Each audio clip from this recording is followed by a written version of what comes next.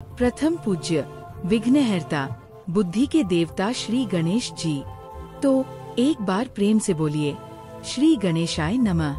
और चलिए इस कथा की शुरुआत करते हैं। एक छोटे से गांव में एक पुरानी झोपड़ी में विमला नाम की एक बुढ़िया रहती थी।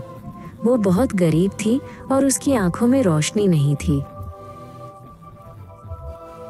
उसके बेटे अशोक और बहू लता दिन भर मेहनत करते, पर घर में फिर भी हमेशा तंगी रहती थी।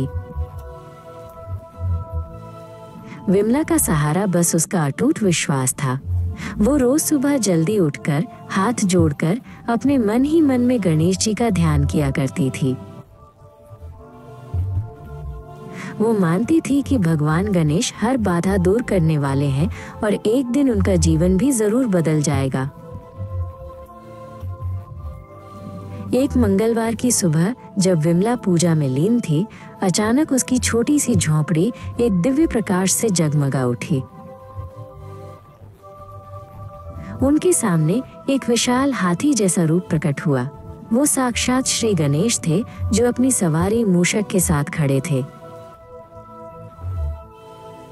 गणेश जी मुस्कुराए। उनकी मुस्कान में पूरे ब्रह्मांड का सुख था। उन्होंने अपनी सूंड उठाकर आशीर्वाद दिया। उन्होंने मधुर वाणी में कहा, बुढ़िया माँ विमला, तुम्हारी निस्वार्थ भक्ति ने मेरा हृदय जीत लिया है। मैं तुम्हें एक वरदान देना चाहता हूँ। जो चाहो मांग लो। विमला ने विनम्रता से हाथ जोड़े और कहा, प्रभु, मैं तो एक नादान नेत्रहीन बुढ़िया हूँ। जीवन की भाग दौड़ में कभी कुछ मांगने का अवसर ही नहीं मिला। मुझे ये भी नहीं पता कि मेरे लिए सबसे अच्छा क्या होगा। क्या मैं कुछ देर सोच विचार कर लूं? उसने पूछा। गणेश जी बोले, अवश्य पुत्री, तुम अपने परिवार से भी सलाह ले सकती हो। सोच समझ कर मांगना, मैं यही प्रतीक्षा करूंगा। इतना कहकर वे अंतर ध्यान हो गए, पर उनका प्रकाश वहीं रुका रहा। विमला सबसे पहले अपने बेटे अशोक के पास गई, जो बाहर काम कर रहा था। बेटा, उसने कहा, भगवान वरदान देने आए हैं। क्या मांगू? अशोक की आंखों में तुरंत लालच आ गया।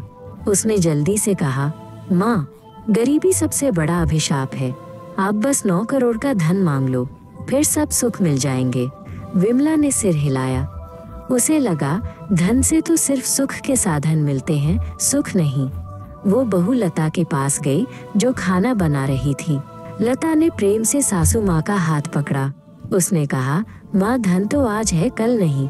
मेरा मन तो हमेशा सूने आंगन को देखकर रोता है। आप तो भगवान से नाती पोता मांगे माँ। घर में बच्चे की किलकारी गूंजनी चाहिए। यही हमारा असली धन होगा। विमला ने सोचा, वंश तो जरूरी है, लेकिन अगर मैं और मेरे पति बीमार रहे तो बच्चों को कौन पालेगा? फिर वो अपनी 2 पड़ोसिनों कमला और शांति के पास गई। पड़ोसिन कमला और शांति को जब वरदान की बात पता चली तो वे जल्दी से बोली, धन या बच्चे को छोड़ो बुढ़िया, सबसे जरूरी है तुम्हारी आंखों की रोशनी। अगर तुम्हारे पास आंखें होंगी तो तुम अपना काम कर सकोगी, दुनिया देख सकोगी। आंखें ही सच्चा वरदान है। विमला ने ध्यान से उनकी बात सुनी।